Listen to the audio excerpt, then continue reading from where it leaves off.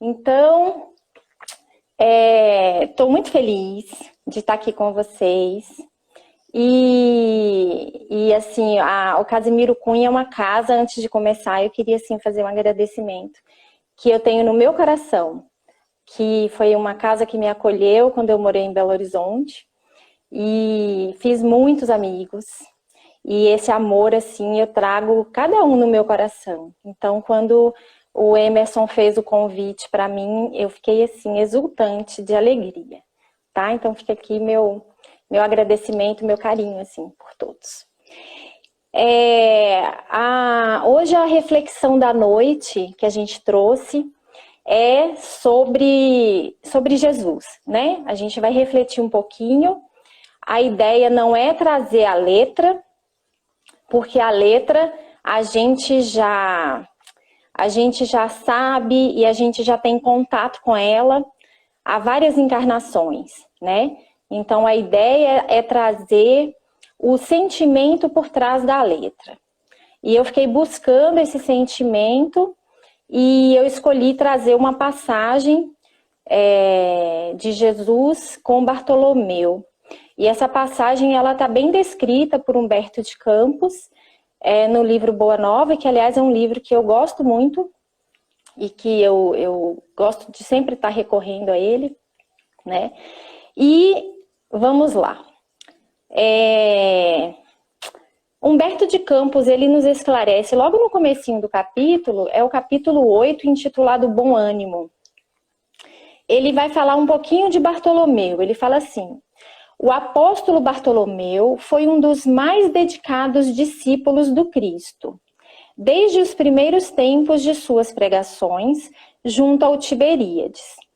Todas as suas possibilidades eram empregadas em acompanhar o mestre na sua tarefa divina. Então, ele está falando que Bartolomeu era um discípulo, um dos mais dedicados discípulos. E ele estava convivendo com Jesus, né? Assim como os outros. Ele tinha convivência diária de estar ali ao lado de Jesus. E aí Humberto ele fala assim: entretanto, Bartolomeu era triste e vezes inúmeras o Senhor o surpreendia em meditações profundas e dolorosas.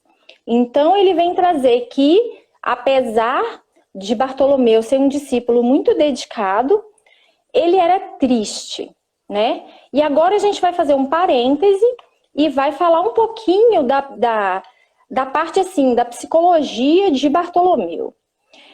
Bartolomeu, ele era um pescador, ele vivia numa aldeia, numa cidadezinha chamada Dalmanuta. Ele era de uma família bastante conturbada. Os irmãos não tinham nenhuma afinidade com ele. O pai dele não gostava muito dele. Era uma relação familiar bastante complicada. Ele era uma pessoa muito triste e depressivo. Sabe essas pessoas assim que sempre acham que estão levando prejuízo, que estão assim, tá sendo passado para trás, que tá tudo muito ruim, que o dia tá de sol, mas a pessoa fala assim: eu acho que vai chover, sabe aquela coisa assim? Ele tinha uma visão de mundo bastante assim pessimista, vamos assim falar. Ele era inconformado com sua situação de pobreza. Esse é o ponto central. Ele era inconformado. Então, e ele tinha assim uma inconformação também com aquelas pessoas que tinham a prosperidade material e eram ímpios, né? Que eram pessoas cruéis, eram pessoas desapiedadas, né? Então ele achava um absurdo que uma pessoa com essa característica, né, de crueldade ter o dinheiro, né? Então ele não se conformava com isso. Então esse era um ponto da psicologia ali, do mental de Bartolomeu. E então, psicologicamente, Bartolomeu era como uma pessoa que, numa encarnação passada, ele teve muitas posses, e nessa ele não se conformava com a situação atual. Então ele tinha essa melancolia, assim, sabe? Então era mais ou menos assim o cenário. Então ele tinha uma profunda tristeza e uma revolta no coração. E Jesus sabia disso, né? Jesus percebia isso em cada discípulo ali. Então ele não conseguia se relacionar, ninguém gostava muito dele, porque ele reclamava de tudo, né? E olha que ele estava convivendo com Jesus.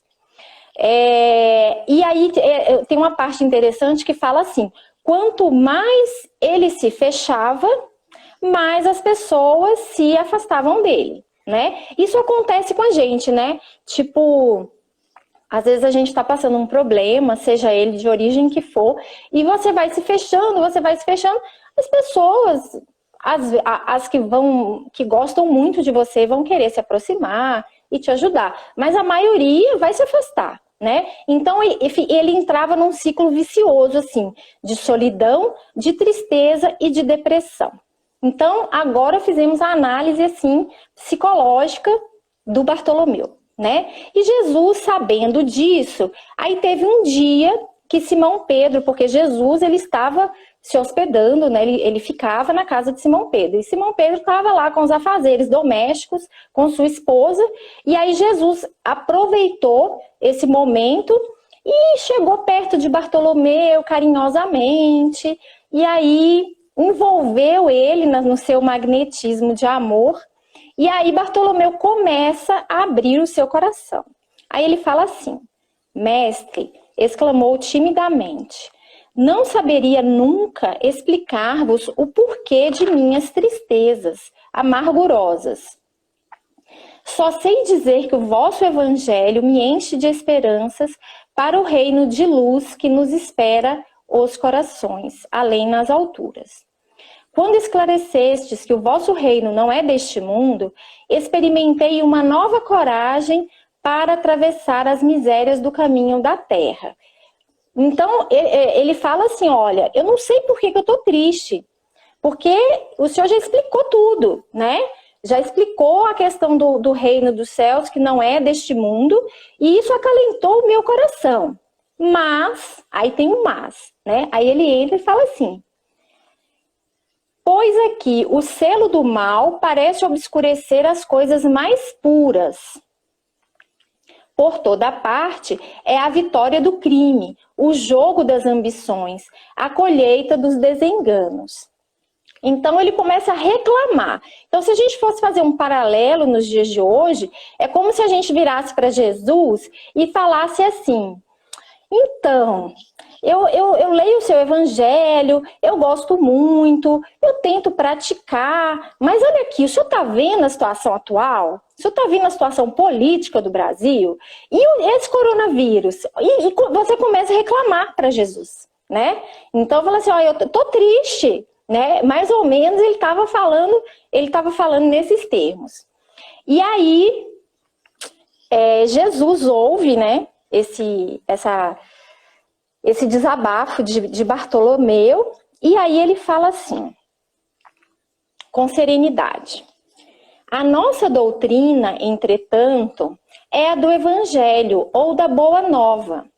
E já viste, Bartolomeu, uma boa notícia não produzir alegria? Olha o que Jesus está falando. Ele está falando que o Evangelho é a Boa Nova. E já viste uma boa notícia não produzir alegria? Fazes bem, conservando a tua esperança em face dos novos ensinamentos, mas não quero senão acender o bom ânimo no espírito dos meus discípulos. Então, o que Jesus estava falando é assim, olha, a boa nova é alegria, e eu tô aqui para acender o bom ânimo no coração de vocês. E ele estava vendo que Bartolomeu, ele estava nesse ciclo depressivo vicioso, que ele não estava conseguindo, ele não estava assim, sabendo mover as peças, mesmo convivendo com Jesus ali, para sentir essa alegria que a boa nova traz. Aí Jesus continua. e fala assim: se já tive ocasião de ensinar que o meu reino ainda não é deste mundo, isso não quer dizer que eu desdenhe o trabalho de estendê-lo um dia aos corações que mourejam na terra. Achas, então, que eu teria vindo a este mundo sem a certeza confortadora? Então, Jesus fala para Bartolomeu: olha, você acha que eu teria vindo se eu não tivesse a certeza absoluta que tudo ficaria bem? Que a minha mensagem, o tempo iria, né? Ainda, os homens precisariam de um tempo para processar, mas que isso está no tempo de Deus. Ele sabia de tudo, ele sabia que não seria assim instantaneamente, né? Mas ele tinha a certeza absoluta. Jesus tinha, ele fala: você achas então que eu teria vindo a este mundo sem a certeza confortadora? O evangelho terá de florescer primeiramente na alma das criaturas, antes de frutificar para o espírito dos povos. E aí eu vou fazer uma pausa. Então Jesus fala que o evangelho tem que frutificar primeiro na alma das criaturas. Isso quer dizer o quê? Eu faço a pausazinha assim para a gente fazer uma reflexão. Que a nossa tarefa é de evangelizar corações e não multidões. Porque Jesus sabia que é cada um, é o universo de cada um. E Jesus trabalhava cada um com que ele estava adoecido o seu espírito. Por exemplo, o diálogo de Jesus com Maria de Magdala, por exemplo, foi completamente diferente. Por quê? Porque o que estava adoecendo o espírito dela era uma coisa. O que estava adoecendo o espírito de Bartolomeu era outra coisa, completamente diferente. E aí Jesus traz para o ser individual, né? O cada um. E ele fala isso, e é de uma beleza muito grande, que o evangelho tem que florescer nas almas para frutificar nas nações, né? Então, meu celular deu uma caidinha aqui. Então a gente tem que pensar nisso, sabe? Sem ter a pretensão de querer ver uma situação que a gente ainda não plantou, né? A semente ainda não foi semeada, né? E aí vamos continuar. Só frutifica no exterior depois de florescer dentro. Aí isso quer dizer o quê? É o espírito de sequência na natureza. Primeiro é o plantio, depois a colheita, né? Então, a gente tem que ter muita atenção com o que a gente está semeando hoje. A gente não pode mais falar que não sabíamos, que não tínhamos o conhecimento. Isso é uma coisa que dói, mas que é verdade, né? A gente não pode falar assim, eu vou dar uma pausa porque tá meio difícil, né? Então eu vou fingir que eu não tô vendo isso aqui e tal. Não, a nossa consciência hoje não permite mais que percamos tempo, né? Quando a gente perde tempo, a gente tem a consciência que tá perdendo tempo, né? Então, eu achei interessante que fazendo o estudo desse tema, falou assim, ó, enquanto houver um ser humano na Terra gritando com alguém dentro de casa, não tem reino dos céus. Aí eu fiquei pensando assim, falei, gente, a jornada é longa mesmo, né? Por quê? Porque não tem mundo ditoso, porque o evangelho é a boa nova, né? Então, estender para as almas. E essa evangelização começa como? Começa evangelizando a nós mesmos, né? Então, porque assim, cada um. Então não adianta a gente falar assim, porque o Brasil assim, o Brasil assado. A gente tem que fazer a nossa parte como? Evangelizando a nós mesmos, aqueles que estão... E o evangelizar que eu falo não é doutrinar não, tá? O evangelizar que eu falo é levar a mensagem de Jesus, principalmente através do exemplo. Porque o exemplo move multidões. O só falar, a letra, a gente está na letra há muitas encarnações. E olha onde a gente está. A gente não progrediu muito, né? Então, é igual educar filho, né? Se você fala, ele escuta e fica assim, não sei se eu vou fazer, não. Agora, quando você faz o que você está falando para ele fazer, aí ele te segue, porque ele vai ser um exemplo, né? O reino dos céus é um patamar espiritual a ser atingido por cada um de nós, né? Por exemplo, quando estamos com a nossa consciência tranquila, tipo assim, hoje eu fui uma boa cristã, no sentido assim, de ter refletido, pensado no evangelho, de estar estudando. Então hoje, no dia que a gente faz a tarefa, né, de falar, e aliás eu falo assim, que meu celular tá caindo aqui, ai meu Deus, eu tentei fazer um esquema aqui, mas tá caindo. A gente vai exercitando mais, né? Então falar é uma oportunidade grande por conta disso também, que a gente mantém mais a vigilância, né?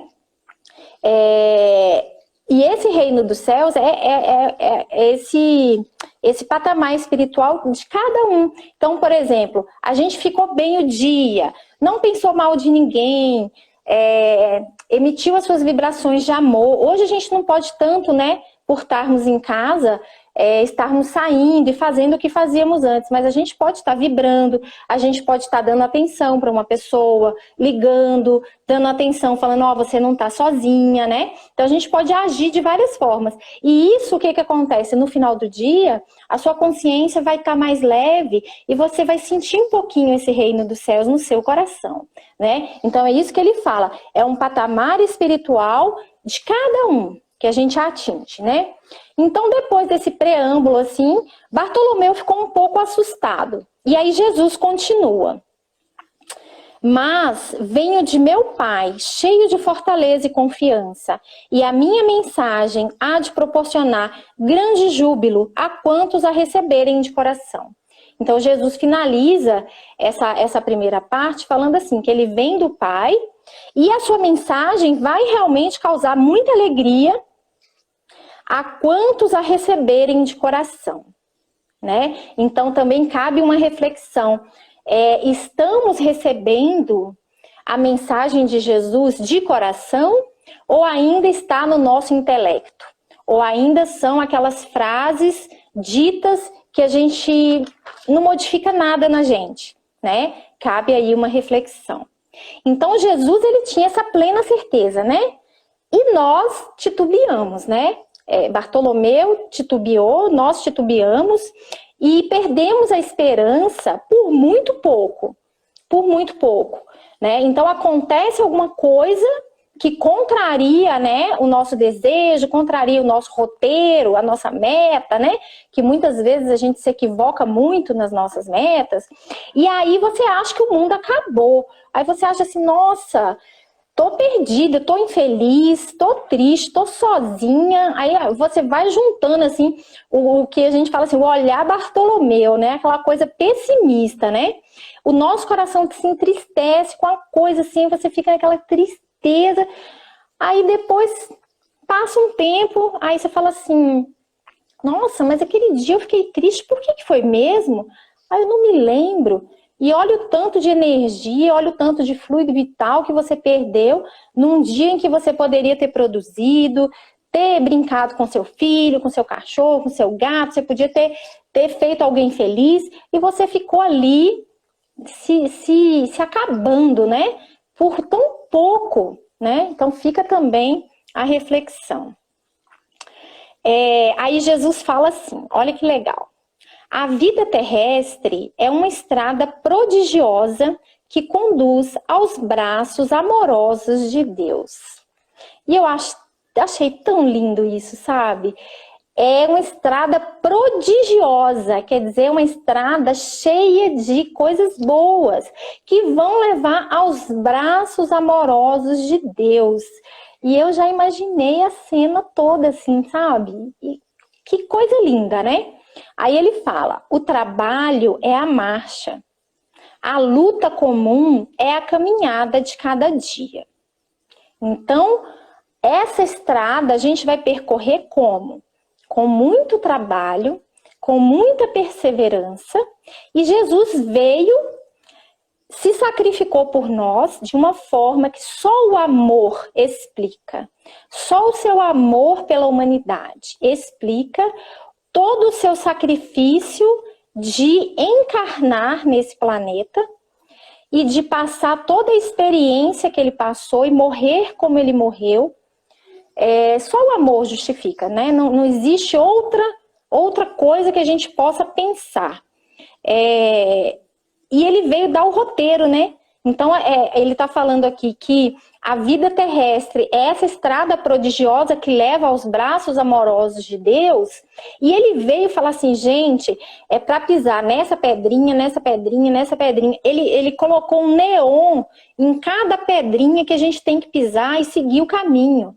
Ele fez o roteiro para nós. Só que nós, de uma maneira infantil, pelo nosso espírito ainda ser muito infantil, a gente se atrapalhou muito no caminho, né? E aí ele fala assim, os instantes deliciosos da manhã e as horas noturnas de serenidade, aí a gente reflete, será que teremos esses momentos de serenidade? Essa serenidade, ela é fruto de quê? Da consciência tranquila, né? Então, nós só teremos essa serenidade nos momentos da manhã e da noite que Jesus está falando, se tivermos a nossa consciência tranquila. Senão, nós estaremos atribulados, né? Então, ele fala, os instantes noturnos de serenidade são os pontos de repouso. Mas, ouve-me bem. Aí Jesus fala assim, mas, ouve-me bem. Na atividade ou no descanso físico, a oportunidade de uma hora, de uma leve ação, de uma palavra humilde, é o convite de nosso Pai para que semeemos as suas bênçãos sacrossantas. Ou seja, ele está falando o quê? Que a gente tem um poder nas nossas mãos de semear bênçãos. Nós somos semeadores de bênçãos, se quisermos, né? Então ele fala assim, olha, você tem tudo, toda a ação durante o dia, a leve ação, aquele pensamento mais humilde, aquela coisinha pequena que você faz, seja um bom dia, seja uma atenção carinhosa para uma pessoa que às vezes você não conhece, um consolo, aquilo pode mudar a psicosfera da pessoa e pode fazer a pessoa enxergar de um outro prisma tudo e mudar a vida da pessoa. Aí a gente está sendo o quê? Semeador de bênçãos. Só que, tem aquele ditado que fala assim, só que não, né? O que a gente faz?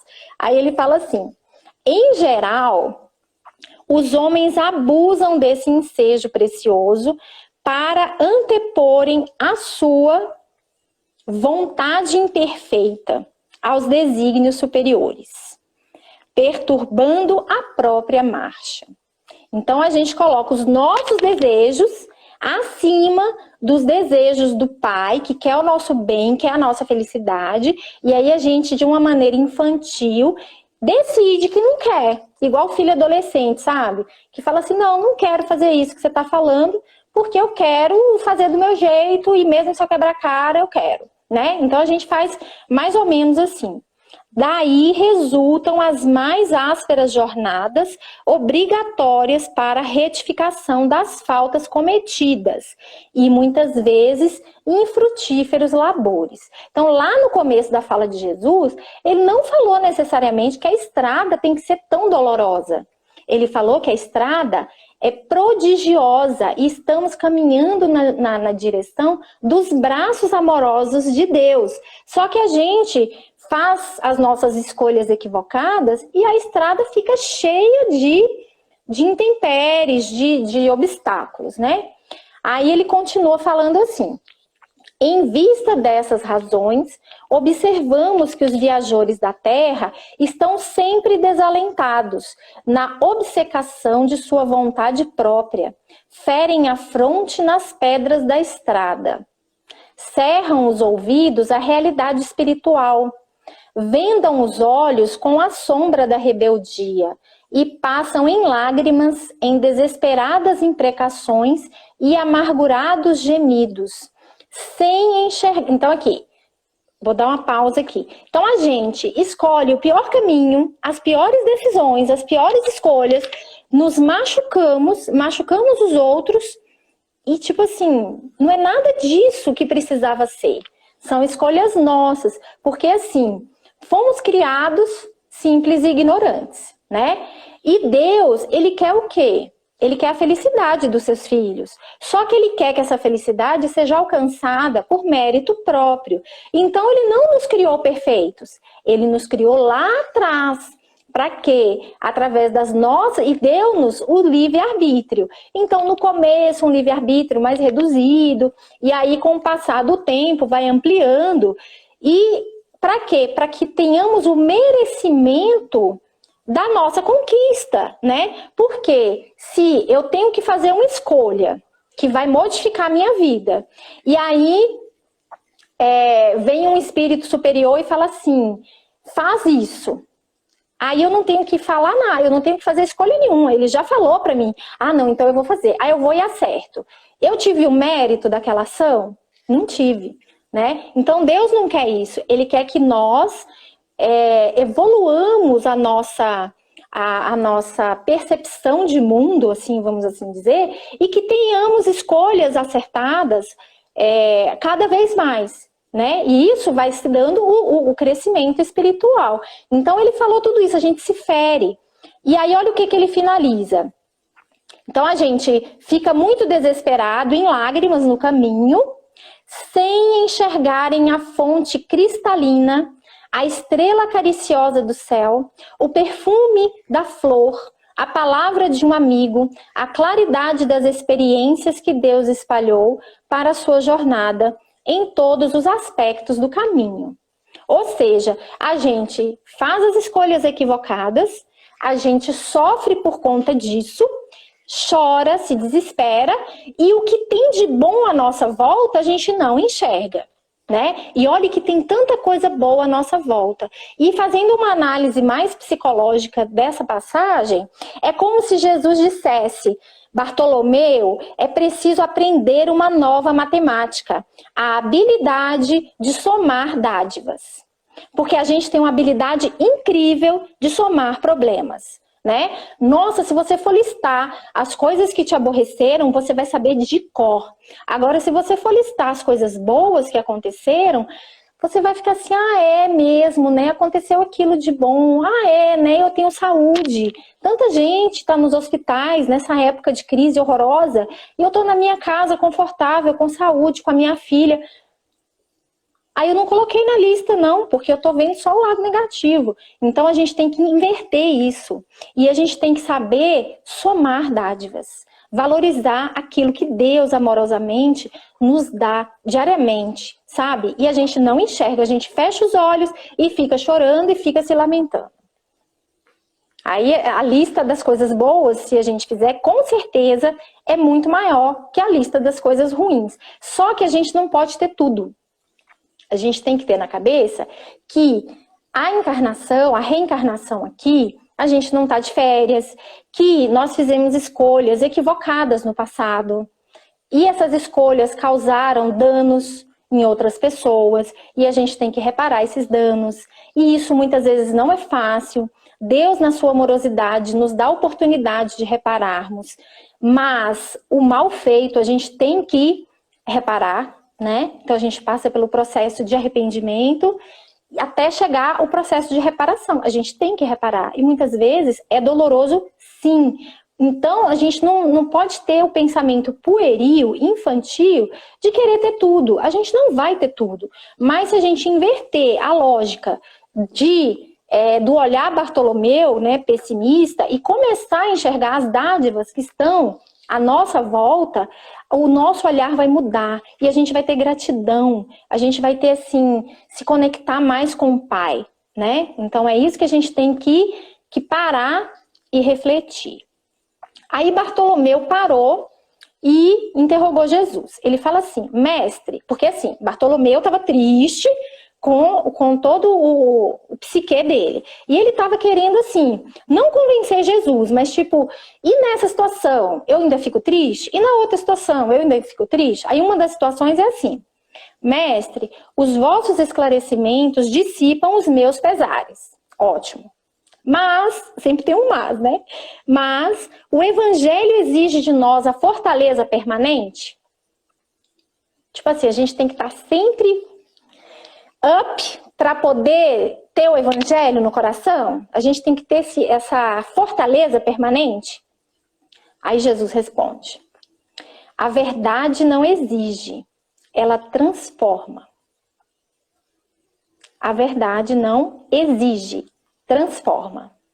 O evangelho não poderia, palavras de Jesus ainda, ele continua assim: o evangelho não poderia reclamar estados especiais de seus discípulos.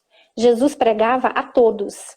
Os seus discípulos eram as pessoas mais simples, né? Então ele não exigia nada de ninguém. Então ele fala: o evangelho não poderia reclamar estados especiais de seus discípulos. Porém, é preciso considerar que a alegria, a coragem e a esperança devem ser traços constantes de suas atividades em cada dia. Ou seja, aquele seguidor do evangelho que realmente quer a iluminação interior tem que ver o evangelho como uma boa nova, que é o que Jesus está falando, e ter alegria, coragem e esperança, né? Porque a mensagem de Jesus é uma mensagem de alegria, é uma mensagem de tipo, agora tá ruim, mas vai melhorar, né? É aquela coisa assim, do Pai amoroso. Jesus veio tirar aquela imagem do Deus que pune, né? E isso já foi um alento para nós, de que Deus é amor, de que Deus está ao nosso lado em todos os instantes. Olha que coisa consoladora isso, né? Que antes tinha aquela coisa de punição, de pecado. E Jesus veio falar de amor, ele veio falar de perdão, né? Então essa é uma mensagem que deve colocar no nosso coração alegria, coragem e esperança. Aí ele pergunta para Bartolomeu assim: por que nos firmarmos no pesadelo de uma hora, se conhecemos a realidade gloriosa da eternidade com o nosso Pai? Né? Então, por que um momento ruim que você está passando, você já vai se desesperar? Sendo que a gente tem a eternidade, sendo que Deus está aqui conosco e que é desejo dele que sejamos felizes? Se é desejo dele, a gente vai ser feliz de qualquer jeito, né? Por mais que a gente ainda atrase a nossa marcha, a gente vai chegar lá, né? Todo mundo aqui vai ser anjo. Uns vão demorar mais um pouquinho, outros menos. Uns vão acelerar a marcha, uns vão entender mais rapidamente. Mas todo mundo vai ser anjo. É desejo do Pai, a gente não discute, né? Aí Bartolomeu se abre, né? Jesus, isso foi um preâmbulo, assim, né? Aí Bartolomeu se abre e vai no ponto que estava incomodando o seu coração. Era o que estava adoecendo o seu coração. Que é exatamente o desejo central de Bartolomeu, né? Que até então Jesus já sabia o desejo central de Bartolomeu, mas Bartolomeu estava ainda devagar, né? Ele estava assim, se abrindo aos poucos, né? Todos nós, antes de ir para o diálogo dos dois aqui, deixa eu falar um pouquinho do desejo central. Todos nós temos um desejo central.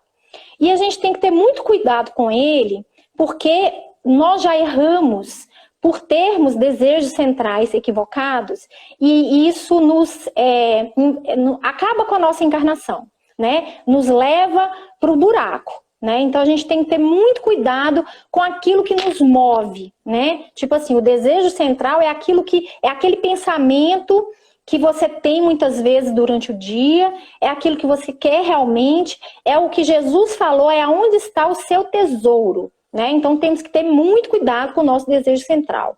E a gente estuda, né? A gente vê palestra e tal, e a gente tem como é que eu posso falar? fazer de tudo para que o nosso desejo central seja o do nosso crescimento espiritual, né? Então, entender que somos espíritos imortais, que estamos aqui temporariamente encarnados, que a nossa essência é espiritual, que a gente vai voltar para o plano espiritual, aqui é um pit stop, e que o que levarmos para o plano espiritual é o que conta. Então, toda a parte material que nos ilude, que anestesia a nossa consciência, isso é tão passageiro, né? Então, que o nosso desejo central seja aquilo que vai levar ao nosso crescimento espiritual. Aí, Bartolomeu vai no ponto e fala assim: e quando os negócios do mundo nos são adversos? E quando tudo parece em luta contra nós? Qual que era o desejo central de Bartolomeu? Era o progresso material. Ele queria prosperidade material. Era o que ele queria. Ele queria ter bens materiais. Era isso que ele queria. E aí, Jesus, já percebendo, né? Jesus já sabia, estava só esperando ele falar. Jesus esclarece. Qual o melhor negócio do mundo, Bartolomeu? Qual o melhor negócio do mundo?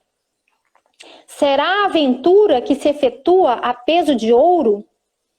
Muita vez amordaçando-se o coração e a consciência para aumentar as preocupações da vida material? Olha o que Jesus está falando. Qual é o melhor negócio do mundo? É o dinheiro que vai aumentar, que vai amordaçar o nosso coração e a nossa consciência? Lembra que eu falei que anestesia a nossa consciência? E aí a gente anestesiou a consciência, a gente é levado pelas emoções, a gente é levado pelas reações, a gente deixa de ser o nosso ser como espírito, sabe? A gente fica sendo levado, né? Então isso não pode acontecer. A nossa consciência tem que estar sempre desperta. E aumentar as preocupações da vida material, é isso que é o melhor negócio do mundo? Ou, aí Jesus complementa, ou a iluminação definitiva da alma para Deus, que se realiza tão só pela boa vontade do homem que deseja marchar para o seu amor por entre as urzes do caminho. É você conseguir um monte de coisa que vai te dar mais preocupação na vida. Ah, você quer dinheiro e você tem, aí você quer mais. Aí você se preocupa por não perder aquilo que você conquistou. Aí você quer ter um carro novo. Não tem nenhum problema em ter um carro novo. A única coisa é que esse não deve ser o seu desejo central, né? Os bens materiais estão aqui para utilizarmos deles enquanto estamos aqui. Eles não podem nos possuir. Nós temos que ter a nossa consciência desperta. Então, quando ele fala assim, ou a iluminação definitiva da alma para Deus. E como que se realiza essa iluminação definitiva da alma? Que é o que a gente tanto deveria querer. Que se realiza, aí ele fala assim, que se realiza pela boa vontade do homem, que deseja marchar. Aí, isso quer dizer o quê? Ter a boa vontade para com o Criador e ele vai nos conduzir. E ter essa boa vontade para com Deus, o que que é? É cumprir as suas leis, né? É cumprir a lei de amor. É cumprir a lei de amor. Porque a gente, quando ama a Deus, a gente ama as suas criaturas, né? E a gente, quando ama as suas criaturas, não tem lugar para ódio, não tem lugar para inveja, não tem lugar para nada. Então você simplesmente ama e entra num estado de sintonia e Deus vai conduzindo a nossa vida, né? É porque Ele quer conduzir a nossa vida. Só que quando a gente está remando para trás, fica difícil, né? Então, essa iluminação definitiva é exatamente isso que Jesus está falando. Aí ele continua assim. Não será a adversidade nos negócios do mundo um convite amigo para a criatura semear com mais amor um apelo indireto que arranque as ilusões da terra para as verdades do reino de Deus? Tipo assim, tá tendo problema nos negócios, tá tendo adversidade. Isso não é um convite amigo da vida, falando assim, Gente, isso não é o essencial, isso não é tão importante, não é para gastar tanta energia com uma coisa que é tão passageira, né? Então eu costumo falar assim, acorda todo dia, se olha no espelho e fala assim, sou espírito imortal. Estou aqui nessa encarnação como Ana Gabriela e etc. Mas sou um espírito imortal. O meu objetivo aqui é o meu crescimento espiritual. Então vamos lá, vamos começar o dia, né? Então é não se ater ao que não tem tanta importância. Então o que Jesus está falando assim, teve a adversidade, não é que é para desistir, mas é para parar e refletir, né? E outra coisa que a gente pode ampliar aí o raciocínio e a reflexão é o seguinte, se estamos tendo adversidade, é porque lá atrás nós semeamos esse fruto da adversidade, né? Então a nossa semeadura lá atrás não foi tão boa, não foi tão sábia, né? Então que daqui para frente possamos semear a boa semente para que ela frutifique lá na frente, porque a gente semeando hoje, a gente não vai ter o fruto dela hoje, né? Então a pessoa que tem muitos problemas, vamos supor, na área afetiva, né? Será que não é um convite amigo a você refletir de tipo assim, será que eu tenho que aprender a amar, aprender a perdoar, a olhar o próximo com mais empatia, né? Então, eu achei tão legal ele falar assim do convite amigo, né? Eu achei muito, muito legal, né? Então, aprender a semear é uma boa dica, fica a dica, né? Bartolomeu, então, tenta a última, né? Então, ele falou da tristeza lá atrás, aí chegou no desejo central dele, que é a prosperidade material, e aí Jesus falou tudo isso que eu acabei de falar, e aí ele tenta mais uma para justificar a tristeza. Aí ele fala assim, mestre, não será justificável a tristeza quando perdemos um ente amado? Tipo assim, nossa, e no caso de Bartolomeu, ele tinha perdido a mãe dele, né? Então ele fala, será que nem nesse caso de perder um ente amado não justifica a tristeza?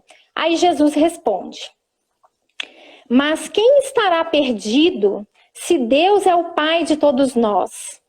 Se os que estão sepultados no lodo dos crimes hão de vislumbrar um dia a alvorada da redenção?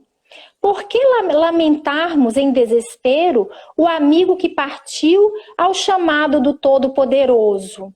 Olha que reflexão perfeita, né? Então Jesus falou, se aquele que está enterrado, sepultado no lodo do crime, e que um dia vai deslumbrar a redenção, porque todos seremos anjos, né? Como eu falei no começo, quem dirá, por que se lamentar em desespero aquela pessoa querida que partiu, né?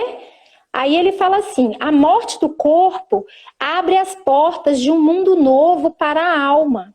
Ninguém fica verdadeiramente órfão sobre a terra, como nenhum ser está abandonado, porque tudo é de Deus e todos somos seus filhos. Então a gente nunca está abandonado, nunca, nunca. O amparo é permanente. Eis porque todo discípulo do Evangelho tem de ser um semeador de paz e de alegria. Então, ou seja, Jesus ele fechou todas as situações que Bartolomeu, com seu olhar pessimista, estava trazendo, e aí ele fechou falando assim, olha, por conta disso que a gente está envolto no amor do Pai, que essa perda é temporária, né? E aí o Espiritismo depois, com o Consolador, né, veio tirar todas as dúvidas em relação a isso, não tem por que ter tristeza, né? Eis porque todo discípulo do Evangelho tem de ser um semeador de paz e de alegria. Então isso é um chamamento para nós, principalmente nesse momento que estamos vivendo, de passar mensagens de esperança, de paz, de fortaleza, aqueles nossos irmãos que que ainda estão nessa tristeza profunda, sabe? A gente sempre tentar elevar a moral, elevar o padrão da conversa, levar essa alegria e essa esperança, né? Porque somos os semeadores do Evangelho. E aí, Jesus entrou em silêncio, como se houvera terminado a sua exposição judiciosa e serena. Bartolomeu estava curado, né? Jesus tinha trabalhado o que estava adoecendo o espírito de Bartolomeu, né? Porque se você for pensar em termos da matéria, das doenças orgânicas, todos nós nos livraremos delas quando desencarnarmos, né? Então ninguém vai ter doença nenhuma quando desencarnar. A nossa preocupação maior tem que ser aquilo que adoece o nosso espírito e que pode nos levar a muito sofrimento futuro, né? E Jesus tinha nesse momento curado no sentido assim, de Bartolomeu tinha entendido exatamente a boa nova. E aí, tem um trechinho aqui que eu vou ler, quando o Bartolomeu estava voltando para casa, né, para dar uma nuta, aí ele já estava vendo as estrelas, isso já estava assim de madrugada, e ele já estava vendo, achando tudo tão bonito, tudo tão poético, ele realmente mudou o seu olhar. Aí eu vou ler um trechinho do livro que é muito legal, ele fala assim: Bartolomeu começou a recordar as razões de suas tristezas intraduzíveis, mas, com surpresa, não mais as encontrou no coração. Lembrava-se de haver perdido a afetuosa genitora. Refletiu, porém, com mais amplitude quanto aos desígnios da providência divina. Deus não lhe era pai e mãe nos céus? Recordou os contratempos da vida e ponderou que seus irmãos, pelo sangue, o aborreciam e caluniavam. Entretanto, Jesus não lhe era um irmão generoso e sincero? Passou em revista os insucessos materiais. Contudo, que eram as suas pescarias ou a avareza dos negociantes de Betsaida e de Cafarnaum, comparados à luz do reino de Deus que ele trabalhava por edificar no coração. Então ele estava voltando para casa e foi refletindo, né? O que eu estava triste mesmo? O que estava nublando o meu coração? E aí ele lembrou da morte da genitora e viu que a providência divina estava atuando ali. Aí ele lembrou dos irmãos e viu que ele tinha Jesus, né? E pensou na questão dos insucessos materiais e comparados à luz do reino de Deus, o que era aquilo? Era nada. Então nada mais estava entristecendo o seu coração. Aí ele chega em casa, abre a porta range, e aí os irmãos vêm ofendê-lo, né? Vêm falar com ele, coisas assim que não são muito felizes, né? Não muito legais. O próprio pai vem agredi-lo também, os irmãos acusando ele de preguiçoso, que ele ficava de bobeira conversando com Jesus o dia inteiro, né? Porque no começo do capítulo aqui, Humberto de Campos esclareceu que Bartolomeu era um discípulo ali mais empenhado, né? Um dos mais empenhados, estava sempre ao lado de Jesus.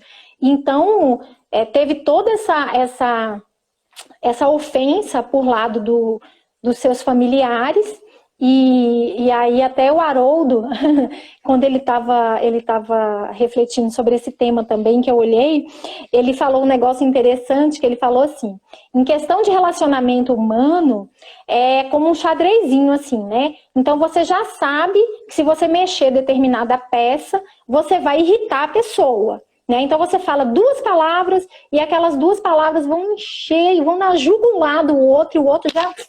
né? Então, o pai sabia o que falar para irritar Bartolomeu, e os irmãos também. E antes, ele estava naquela mesma vibração, naquele circuito, né? Então, tinha ofensa, ele ficava chateado e reclamando e estava naquela vibração. Depois desse episódio com Jesus, que ele voltou para casa, ele se elevou. Então, os familiares ali ofendendo ele, e ele estava numa paz interior tão grande que ele não se deixou atingir mais. Nada mais atingiria ele, né? Aí ele acordou no outro dia, cumprimentou a todos, dando bom dia e tal. E todo mundo estranhou, né? Nossa, mas que estranho, ele sempre acorda mal-humorado e reclamando. Se tá sol, reclama, se tá chuva, reclama. Tem gente que é assim, né? Reclama de tudo. E aí ele acordou cedinho, foi pescar, trabalhou, pescou e voltou. Quando ele voltou para comercializar o peixe, aí os atravessadores, né, que são aqueles que compravam dos pescadores para levar para o mercado, né, para vender, que sempre exploravam, né, e ele se revoltava com essa exploração, eles negociaram ali tranquilamente, quanto que é o peixe? Ah, eu pago tanto. Ah, tá bom. Pegou, não discutiu, aí os compradores estranharam também. Aí depois Bartolomeu foi se juntar aos discípulos, né? E estar ali com Jesus. E os próprios discípulos estranharam também, porque ele não estava reclamando, ele estava com um semblante sereno. Ele estava assim com essa aura mais serena. E aí Jesus depositou um olhar assim brando nele, né? Tipo assim, você está curado de verdade, né? Foi o pensamento de Jesus assim, né? Aí Jesus começou a pregar a boa nova, né, para os discípulos ali. E a certa altura contou, conforme a narrativa de Mateus, que olha a parábolazinha que Jesus vai contar, em homenagem a Bartolomeu. O reino dos céus é semelhante a um tesouro que, oculto num campo, foi achado e escondido por um homem que, movido de gozo, vendeu tudo o que possuía e comprou aquele campo. E aí Jesus depositou o olhar em Bartolomeu, né? Nesse instante, o olhar do mestre pousou sobre Bartolomeu, que o contemplava embevecido. A luz branda de seus olhos generosos penetrou fundo no íntimo do apóstolo, pela ternura que evidenciava. Imagina o magnetismo de Jesus nessa hora, né? É como se fosse sem pensar em Jesus, pensa num professor que ensinou uma lição e o aluno entendeu. Aí o professor fica muito feliz. Agora você imagina que esse professor é Jesus. Aí esse magnetismo de amor gigante que a gente não consegue definir. Então isso envolveu Bartolomeu ali naquele momento, né?